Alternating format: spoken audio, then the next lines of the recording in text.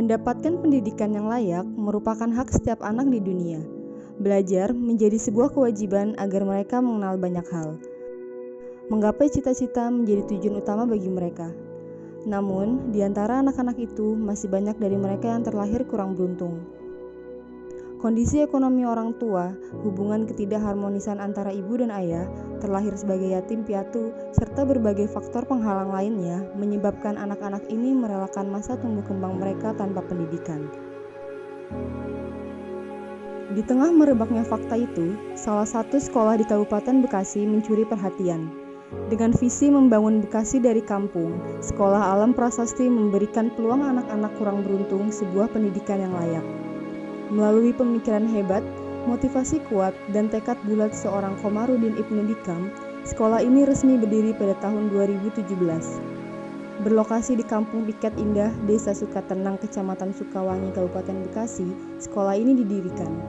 Memerlukan waktu perjalanan kurang lebih 1 jam dari stasiun Tambun menuju arah Tambelang.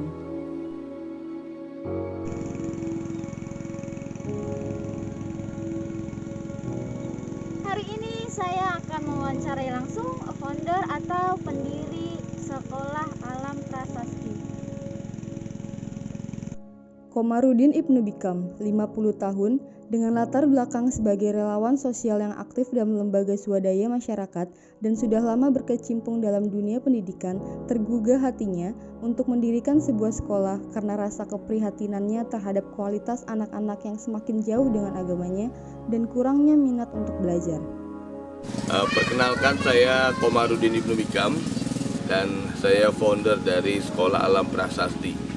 Saya mendirikan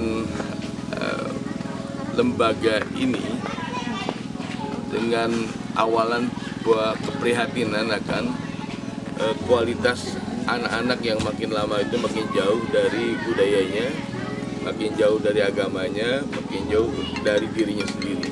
Saya melihat kurikulum yang ada itu masih belum sanggup menciptakan pribadi-pribadi yang tangguh, pribadi-pribadi yang mandiri tanpa terlepas dari akar budayanya. Lembaga swadaya masyarakat, aktif di kegiatan sosial, kegiatan budaya, kegiatan kemanusiaan, semuanya bermuara pada satu hal, bahwa kita harus berbuat pada masyarakat dan kita harus melakukan sesuatu untuk melakukan perubahan. Kita mencari formula, diawali dengan cara trial and error, yakni dengan menjadi jembatan dari donasi kawan-kawan, teman-teman, jamaah dan lain sebagainya yang menitipkan ke saya. Kemudian kita sebar, kita distribusikan. Kemudian ada evaluasi dari kita sendiri, dari tim, betapa kalau kita tidak melakukan langsung, terjadi sebuah kesenjangan informasi, kesenjangan komunikasi, sehingga kita agak terputus dengan penerima manfaat, sehingga kita hanya tahu ketika di awal memberikan saja kemudian tinggal, ya metode hit and run gitu, pukul tinggal. Kemudian kita evaluasi, maka terbentuklah sebuah solusi alternatif bahwa kita harus melakukan sesuatu. Kita harus berani terjun ke lapangan, harus berani membuat sendiri dan membangun sendiri, sehingga kita tidak lagi menitipkan, tidak lagi hanya sekedar mendistribusikan, tapi juga kita adalah pengelola atau perawat. Kemudian 2016 kita bikin akte yayasan. Kemudian 2016-2017 ada rezeki dari kepindahan saya dari Taman Kebalen Indah di sebuah kompleks perumahan ke kampung. Nah, itu sebuah proses yang luar biasa, sehingga tanah di perumahan itu kita bisa, di sana tuh harganya 2,5 juta per meter waktu itu. Nah, di sini hanya Rp35.000 gitu. Jadi saya bisa beli 2.400 meter di sini. Dan membangun hanya satu saung.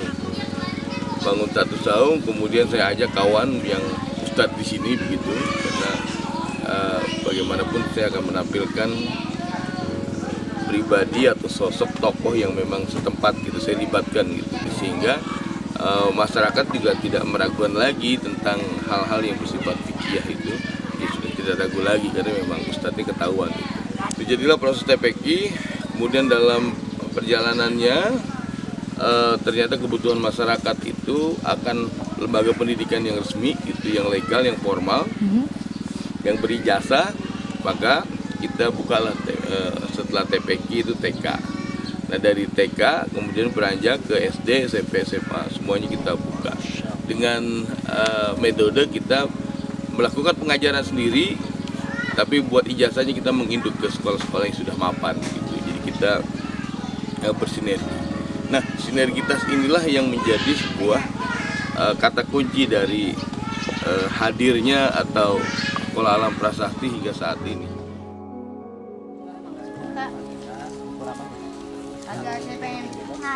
Tidak hanya tentang pendidikan akademik, mereka juga belajar bagaimana cara melestarikan dan memanfaatkan alam sekitar.